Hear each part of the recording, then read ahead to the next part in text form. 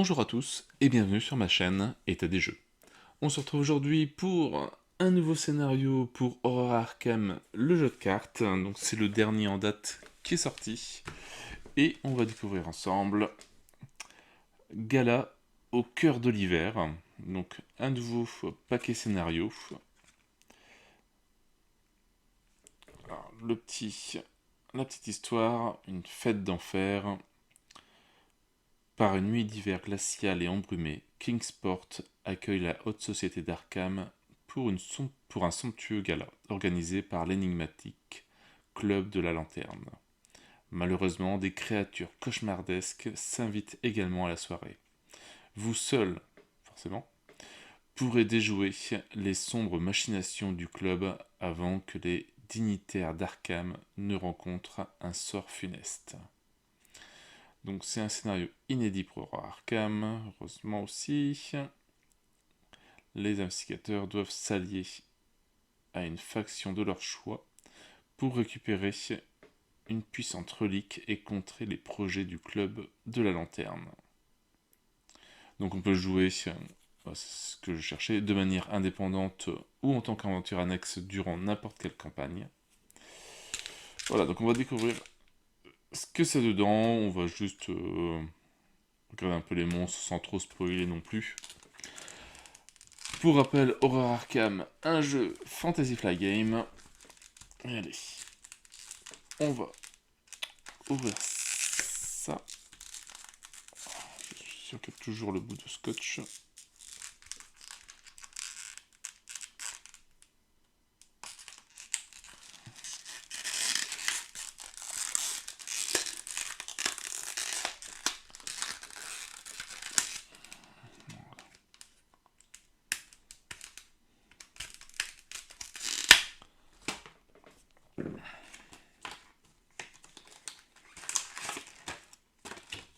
Non, rien là-dedans.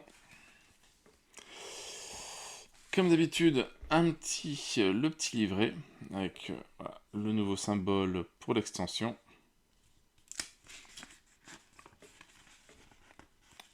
En mode indépendant, les tokens qu'il faut mettre pour différents niveaux, facile, difficile et expert. Voilà. En mode annexe, en mode campagne. Les règles supplémentaires et les clarifications au niveau du score, des cartes histoire, soutien d'histoire invité, envoûté. Alors c'est bien qu'un jour ils mettent à jour toutes les règles. Qu'on puisse limite pas forcément jeter tout ça, mais en avoir moins besoin. Les alertes et les patrouilles. Et après voilà, on a le scénario qui commence, Gala au cœur de l'hiver.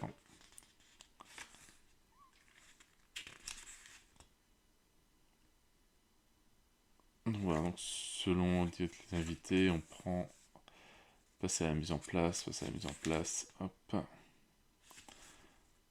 Voilà, ils expliquent toute la mise en place, le placement des lieux, ne pas lire, hop, on passe tout ça, voilà, tout le scénario, tout est là, et avec les tâches à effectuer.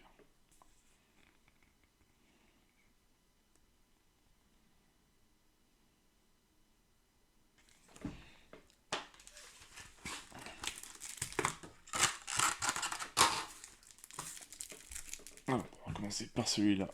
Il y a les cartes du début, je pense.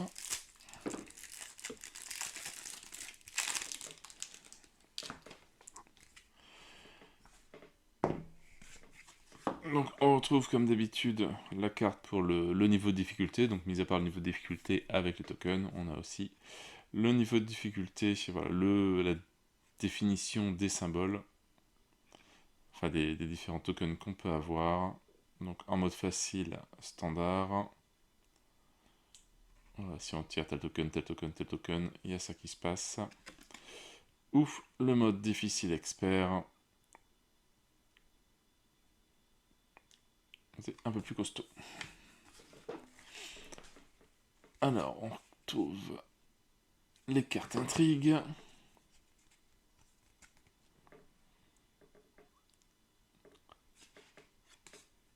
Alors, nos sœurs masquées. Donc, ouais, 3 cartes.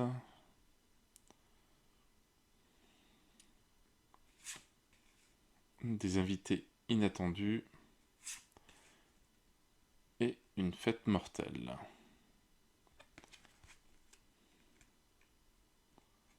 Voilà, et selon certaines cartes, il y a des petits changements aussi. Si l'homme exsangu est en jeu, sinon on fait ça ou on fait ça.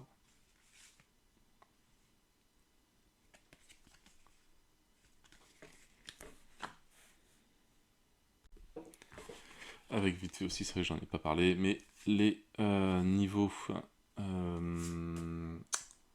des seuils de fatalité, donc ici, dès qu'on logiquement on en met un par tour, si c'est le minimum, si on arrive à 4, on passe sur l'intrigue 2, si on arrive à 6, etc., si on arrive à 6, et après généralement,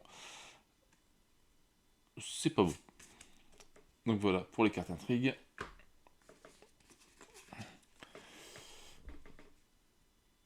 Les cartes actes. Donc toujours avec des règles au dos.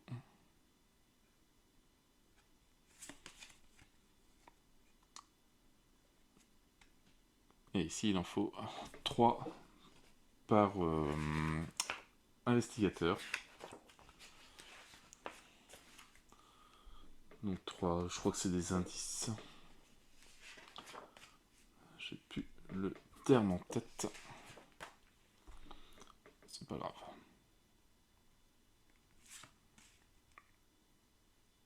Et donc le premier, de nouvelles rencontres. Et l'acte 2, trouver le joyau.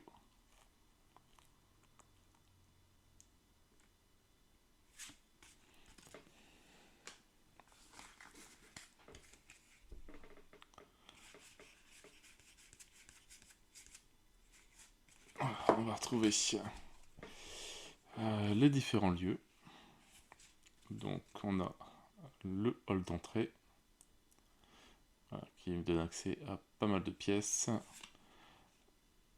La chambre de la lanterne, la pièce du rez-de-chaussée, pièce du rez-de-chaussée, pièce du rez-de-chaussée.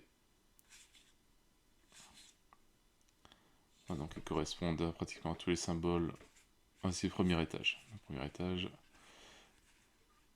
Voilà, donc on en a 3. Et en pièce, on a un petit salon. Donc une valeur d'occulte de 6. Et on met 3 indices par joueur dessus. Valeur d'occulte de 4. Pareil, 3 indices par joueur. Valeur d'occulte de 3. Et 2 indices par joueur. Valeur d'occulte de 3 et 2 indices par joueur.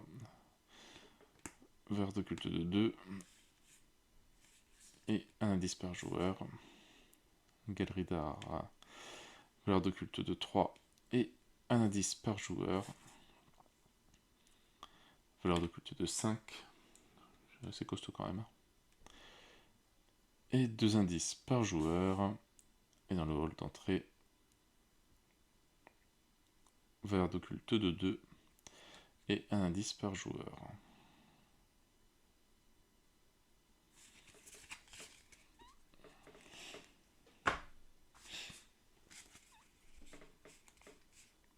Alors on a l'air d'avoir assez nouveau des cartes ce qu'ils aient comme des clans. Il faut s'associer. Donc on a la fondation. Avec tous des effets selon, voilà, forcé, quand l'homme exsangu est vaincu, un objectif,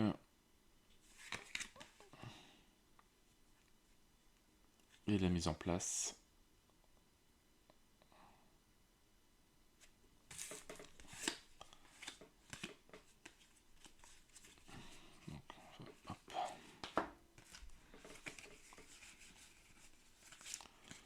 Ah, ça a l'air particulier.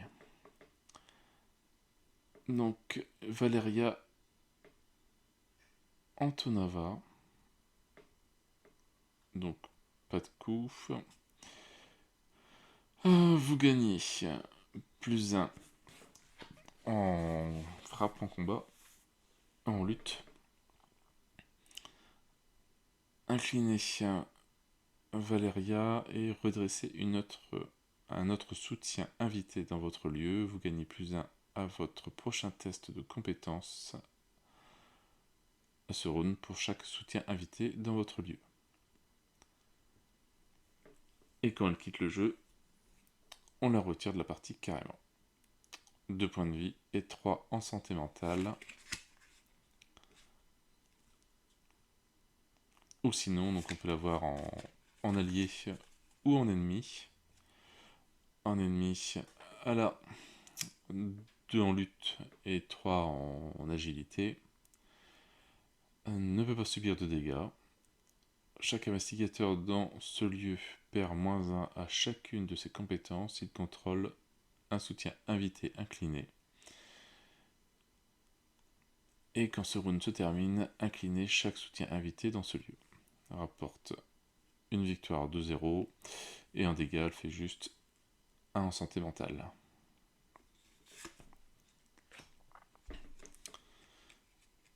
Alors, qu'est-ce qu'on a un invité? Archibald Hudson, un soutien coup de 2. Lors de votre tour, inclinez Archibald pour rechercher un ennemi parmi les 9 cartes du dessus du deck rencontre.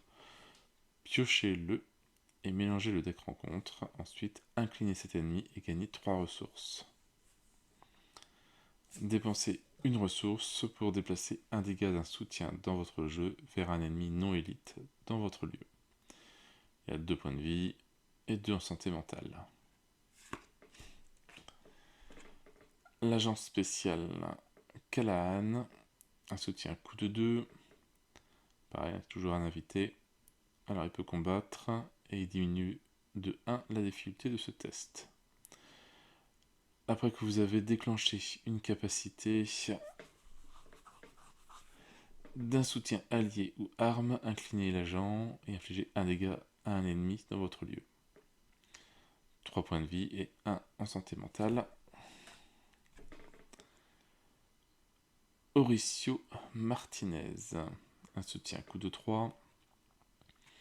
En tant que vous contrôlez Horacio Martinez, il peut se voir assigner les dégâts infligés aux autres investigateurs dans votre lieu.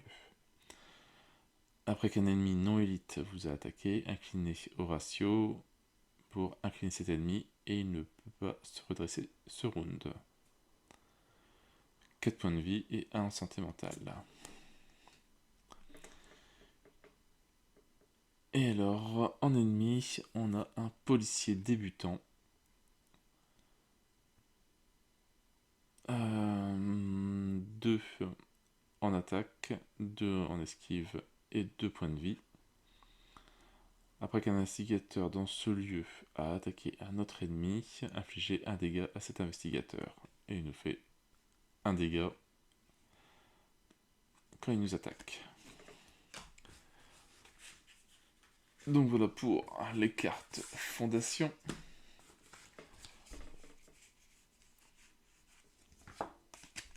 Alors, les cartes université miskatonique. Donc pareil, des petites règles aussi.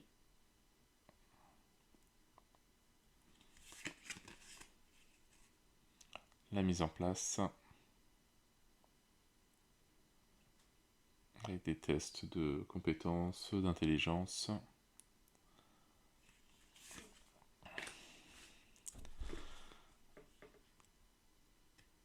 Alors, Caldwell Philippe. Vous gagnez donc plus 1 en intelligence. Après que vous avez découvert un ou plusieurs indices, inclinez Caldwell Phillips pour piocher le même nombre de cartes, jusqu'à un maximum de 3. Et quand il quitte le jeu, on le retire de la partie. 2 points de vie, 3 en santé mentale, et donc je pense qu'il peut être aussi en ennemi. 2 en force, 3 en évasion. Et il a toujours pas de vie, donc il ne peut pas subir de dégâts. Quand vous attaquez votre tour, ou quand vous terminez votre tour dans ce lieu, choisissez et défaussez une carte non faiblesse de votre main. 0 point de victoire, et il nous fait 1 en santé mentale pour attaquer. Le docteur Mia Badri, un soutien coup de 2. La taille limite de votre main est augmentée de 2. Inclinez le docteur Mia Badri pour enquêter. Pour cette enquête, la valeur de votre compétence intelligence de base est égale au nombre de cartes dans votre main. Ça peut être pas mal. 2 en point de vie et 2 en santé mentale. Lucas Tetlow, un soutien coup de 2. Après que le premier indice ait été découvert dans votre lieu, inclinez chez Lucas pour chercher un soutien objet parmi les 9 cartes du dessus de votre deck et piochez-le. Si c'est une relique, gagnez 2 ressources. Si c'est un livre, vous avez le droit de le jouer en payant son coût. Si c'est un outil, découvrez un indice dans un lieu connect pour y mélanger votre deck.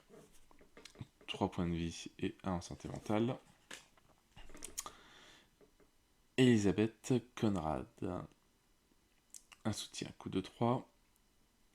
Après avoir pioché une carte lors de votre tour, inclinez Elisabeth et choisissez un investigateur dans votre lieu que vous déplacez vers un lieu connect. 1 point de vie, 3 en santé mentale. Et on a une nouvelle traîtrise. Confusion. Confusion ne peut être annulée. Placez 2 de vos indices dans votre lieu. Pour chaque indice que vous ne pouvez pas placer, subissez une erreur. Okay.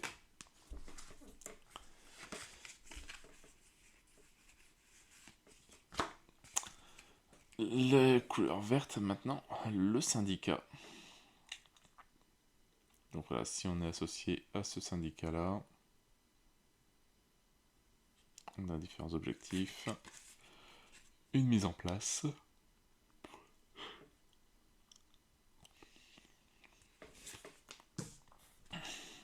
Et on a Johnny Vallon, un soutien coup de 0.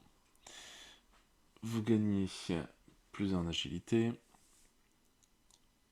Alors après que vous avez gagné au moins une ressource grâce à un effet de carte, inclinez Johnny et piochez une carte et gagnez une ressource. Quand Johnny quitte le jeu, on le retire de la partie comme les autres. 3 points de vie et 2 en santé mentale. Il peut être aussi en mode ennemi, avec 3 en force, 2 en agilité, et il ne peut pas subir de dégâts. Et quand vous terminez votre tour dans le lieu de Johnny Vallon, perdez 2 ressources. Ça, c'est pas cool. Victoire de 0 et fait 1 en santé mentale en dégâts. Alors, Miranda Keeper, un soutien coup de 2. On lui met 3 provisions sur elle. Dépensez une provision pour placer une ressource dans votre lieu en tant qu'antiquité. Vous gagnez plus 2 à votre prochain test de compétence à ce round. Après que vous avez réussi un test de compétence avec une différence de 2 ou plus, retirez une antiquité de votre lieu pour gagner 2 ressources, 2 points de vie et 2 en santé mentale. Larsen Renard, un soutien coup de 2. Placez une ressource dans chaque lieu en tant qu'antiquité, limite collective d'une fois par partie. S'il y a un ennemi incliné dans votre lieu, retirez une antiquité de votre lieu. Soit vous piochez une carte, soit vous gagnez 2 ressources. 1 point de vie et 3 en santé mentale. Nova Malone, un soutien coup de 3. Inclinez Nova pour combattre. Pour ce combat, la valeur de votre compétence de lutte de base est égale au nombre de ressources dans votre réserve de ressources. jusqu'à un maximum de 7. Cette attaque inflige plus 1 dégât. C'est pas mal. Après que vous avez vaincu un ennemi, gagnez une ressource limitée une fois par round.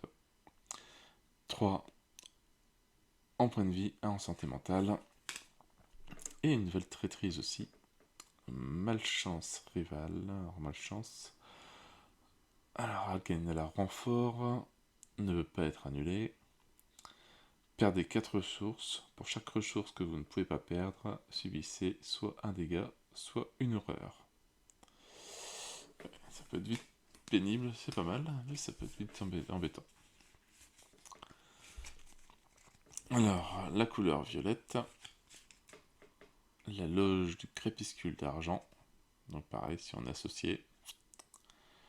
En un objectif. Et une certaine mise en place.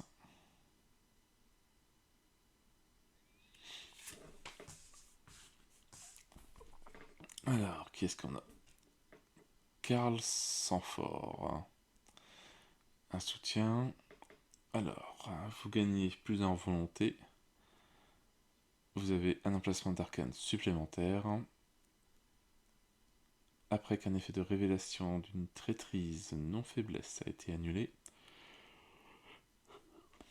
inclinez Karl et ajoutez cette traîtrise à la pile de victoire et piochez une carte. Quand il quitte le jeu, on le retire de la partie, comme les autres. 3 points de vie, 3 en santé mentale. Et on peut l'avoir comme ennemi, avec 3 en lutte et 3 en agilité, donc il ne peut pas subir de dégâts. Chaque investigateur dans ce lieu perd 1 en volonté et une victoire de 0 et fait 1 en santé mentale comme les autres.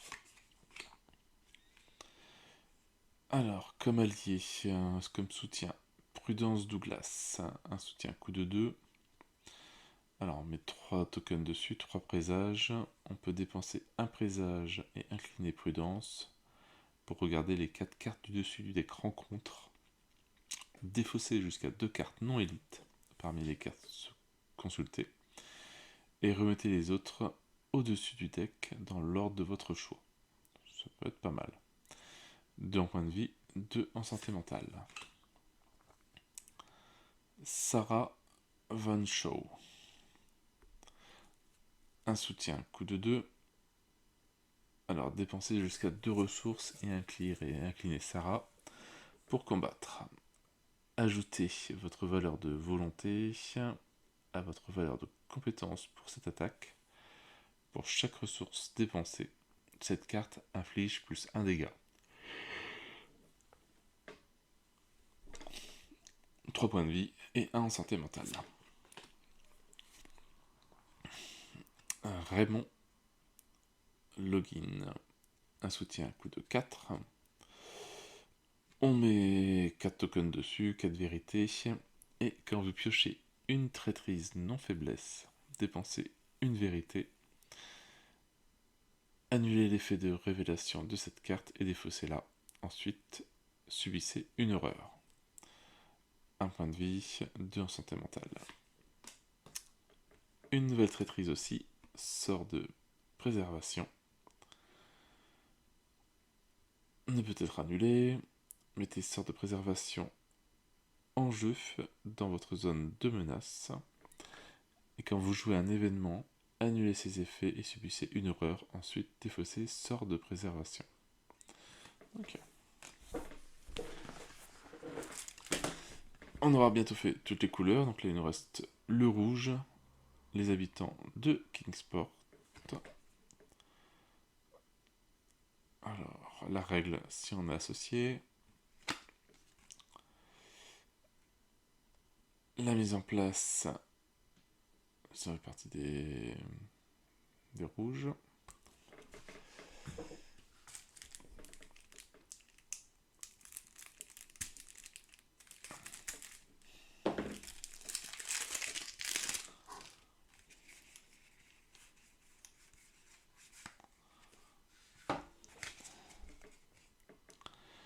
Alors, avec William Bain.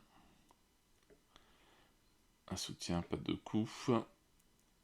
Tant qu'il y a au moins une carte attribuée à un test de compétences que vous effectuez, vous gagnez +1 à chacune de vos compétences. Alors, après que vous ayez attribué au moins une carte à un test de compétences, dépensez une ressource par joueur et inclinez William. Révélez la carte du dessus du deck invité et mettez-la en jeu dans le hall d'entrée. Et quand il quitte le jeu, on le retire de la partie. 4 points de vie, 4 en santé mentale. Dolores Gadling, un soutien coup de 2. Alors, tant que vous enquêtez ou discutez, vous gagnez +1 en intelligence. Pour chaque ennemi humanoïde dans votre lieu, vous avez le droit d'ignorer chaque attaque d'opportunité effectuée contre vous par des ennemis humanoïdes non élites. 1 point de vie, 3 en santé mentale. Thomas Olney, un soutien coup de 2. Alors, nommez un trait et inclinez Thomas.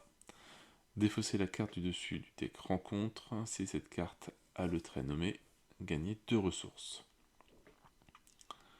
Lors d'un test de compétence dans votre lieu, inclinez Thomas, défaussez la carte du dessus de votre deck.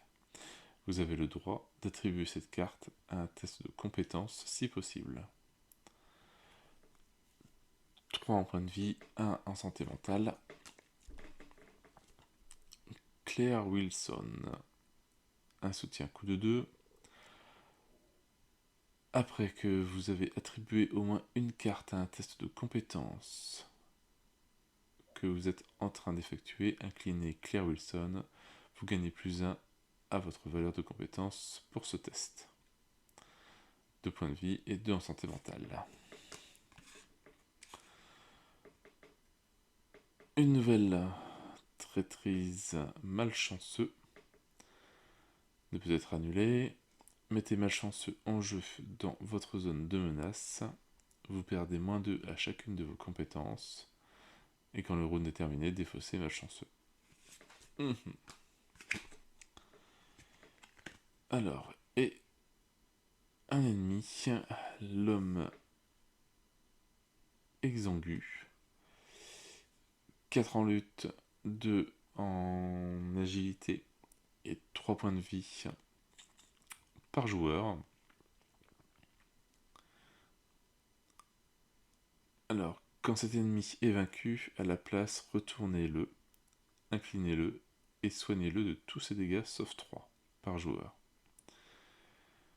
Quand la phase d'investigation se termine, si cet ennemi est redressé, infligez une horreur à chaque investigateur et soutien invité dans ce lieu.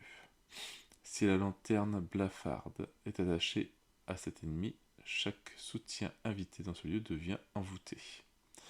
Il fait 1 dégât et 1 en santé mentale. Et donc si on retourne, on a toujours l'homme exangu. L'image a un petit peu changé. 3 en lutte, 3 en agilité, 6 points de vie par joueur. Après que cet ennemi vous attaque, retirez-le de la partie un soutien invité que vous contrôlez en ignorant l'effet forcé de l'intrigue. Il donne 1 point de victoire, 2 en point de vie et 1 en santé mentale. Enfin, quand il nous attaque, il nous fait 2 points de vie et 1 en santé mentale. Il fait mal quand même. Hop, donc là on a fait toutes les associations qu'on pouvait, où on pouvait aller. Il nous reste ces cartes du scénario plus ou moins. La lanterne blafarde. Un objet relique.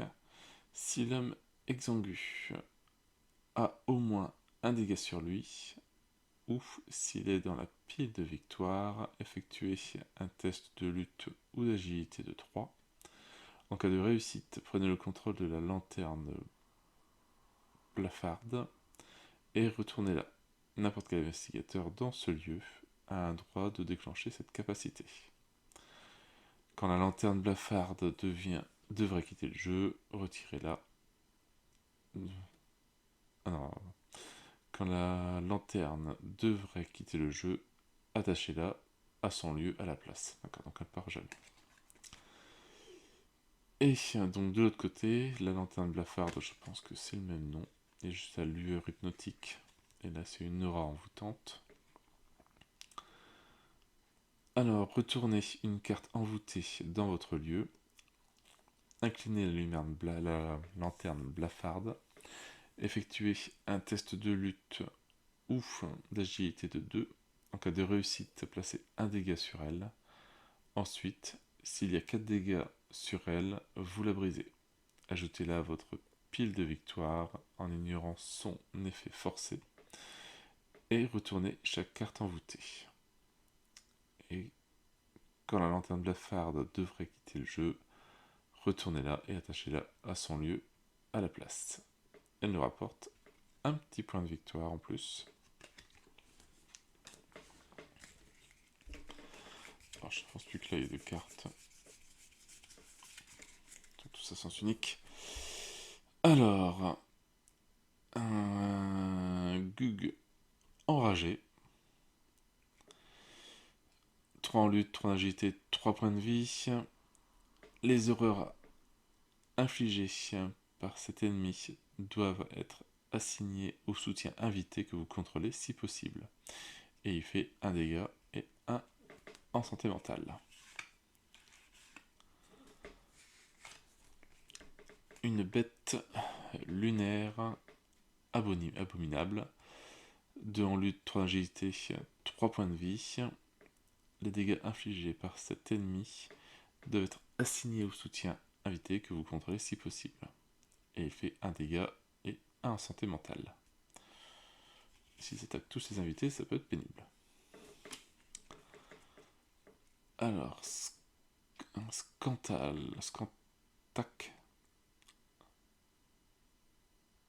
Chantac, ouais, sauvage. 1 en lutte, 1 en agilité, 4 points de vie. Alors, le Chantac sauvage gagne plus 1 au combat et plus 1 en évasion pour chaque soutien invité dans son lieu. Et il fait 2 dégâts et 1 en santé mentale.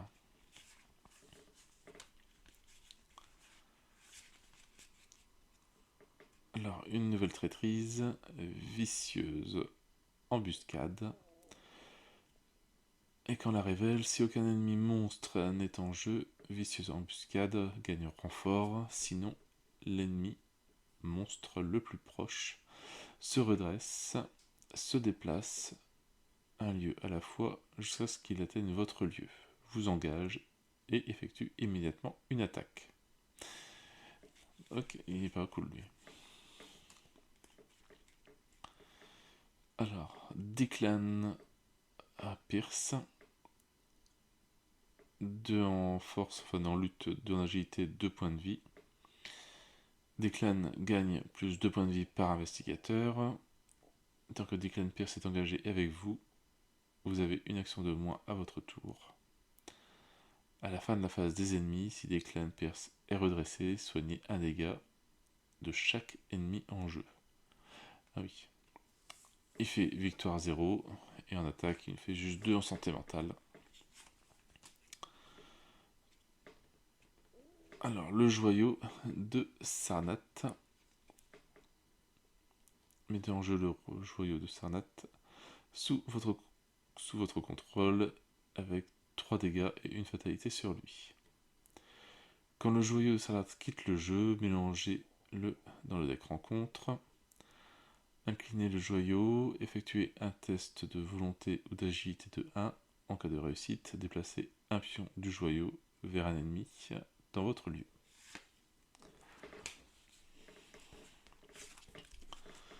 Après, on a des membres du club de la lanterne, de la licorne, non, de la lanterne. 3 en lutte, 2 en agilité, 2 points de vie.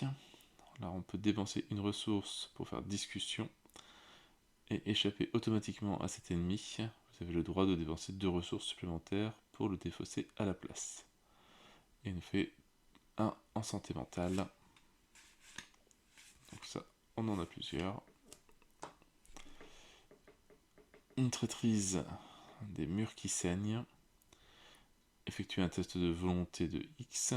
X est la valeur occulte de votre lieu. En cas d'échec, perdez une action et subissez une horreur.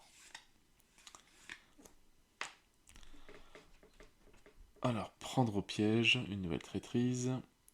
Effectuez un test d'agilité de 3. En cas d'échec, et si l'homme exigu est dans votre lieu, un soutien invité que vous contrôlez devient envoûté. L'homme exigu est dans un autre lieu, il se redresse, se déplace jusqu'à ce qu'il en soit. Alors jusqu'à ce qu'il engage votre lieu et vous engage. Et s'il n'est pas en jeu, prendre un piège. Ouais, prendre un piège gagne renfort. D'accord. Froid inexplicable, une traîtrise, effectuez un test d'agilité de 4. En cas d'échec, pour chaque point manquant, vous devez choisir une option. Choisissez et défaussez une carte de votre zone de jeu. Choisissez et défaussez une carte dans votre main. Subissez un dégât. Extraction de l'esprit. Une traîtrise. Effectuez un test de volonté de X. X est égal au numéro de l'intrigue en cours plus 1. En cas d'échec, subissez 2 horreurs. Ensuite, si l'homme exigu est en jeu et qu'un investigateur contrôle la lampe blafarde, retournez-la et attachez-la à l'homme exigu.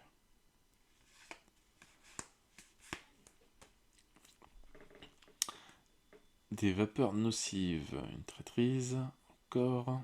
Alors, dans l'ordre des joueurs, chaque investigateur dans votre lieu doit choisir une option. Effectuez un test d'agilité de 3 pour tenter de fuir le gaz qui remplit la pièce. Alors, en cas de réussite, il se déplace vers un lieu connect. En cas d'échec, il subit 2 dégâts. 2 dégâts. Et un test de lutte de 3 pour tenter de retenir sa respiration. En cas d'échec, il subit un dégât pour chaque point manquant.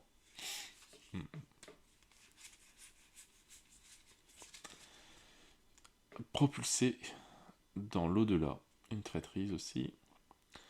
Choisissez un soutien non-histoire que vous contrôlez et mélangez-le dans le deck de son propriétaire. Défaussez les 3 cartes du dessus de votre deck. Si un exemplaire de ce soutien est défaussé, subissez 2 horreurs. Une porte secrète. Alors, attachez cette carte au lieu ayant le plus d'investigateurs et qui n'est pas déjà une porte secrète attachée. Les investigateurs ne peuvent pas quitter ce lieu. Effectuez un test de volonté de 3 pour chercher un passage ou de connaissance de 3 pour découvrir une issue. En cas de réussite, défaussez la porte secrète. Le portail de la terreur. Effectuez un test de volonté de 2, plus 2 à la difficulté de ce test si un ennemi rival est en jeu. En cas d'échec, et que vous êtes associé avec la faction bleue, on a 2 dégâts. La faction orange ou jaune, défaussez 2 cartes de votre main. La faction, je ne sais plus quelle couleur c'est celle-là. Vert, perdez 3 ressources. La faction, je crois que c'est la violette, subissez 2 horreurs. La faction rouge, perdez une action. Ah bah non, ça change pas mal selon le type de faction où on est. Et des pulsions violentes, une traîtrise. Mettez pulsions violentes en jeu dans votre zone de menace. Infligez 2 dégâts à un investigateur dans votre lieu et défaussez pulsions violentes. À la fin de votre tour, effectuez un test de volonté de 3. En cas d'échec, subissez une horreur. Et voilà, on a fait le tour de scénario qui a l'air bien différent par rapport aux autres. Le fait voilà, de s'allier avec un clan, ça change les cartes. C'est vraiment atypique par rapport aux autres scénarios, qui a l'air vraiment assez sympa à jouer. Juste avoir du temps pour s'y remettre. Mais en tout cas, il donne bien envie. Il a l'air bien sympa.